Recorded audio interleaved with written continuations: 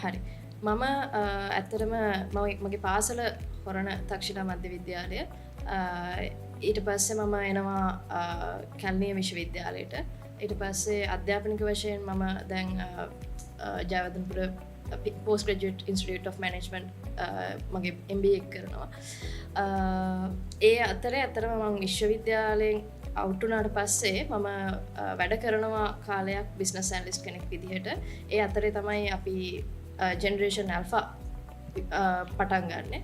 ඉතින් ඇත්තට මගේ බෑග්ග්‍රවුන්ඩ් එක ගත්තොත් මම ගොඩක්ම ඇකඩමික් ස්ටුඩන්ට් කෙනෙක් නෙමෙයි ඇත්තටම.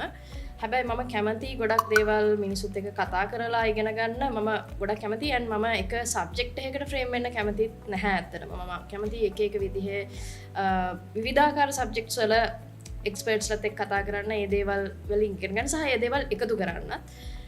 ඉතින් ඊට පස්සේ ජෙනරේෂන් ඇල්ෆා එක පටන් ගත්තට පස්සේ කාලයක් එක්ක මම මගේ රැකියාවෙන් අයින් වෙනවා. අයින් වෙලා ඊට පස්සේ ජෙනරේෂන් ඇල්ෆා ෆුල් ටයිම් කරගෙන යන පටන් ගන්නවා.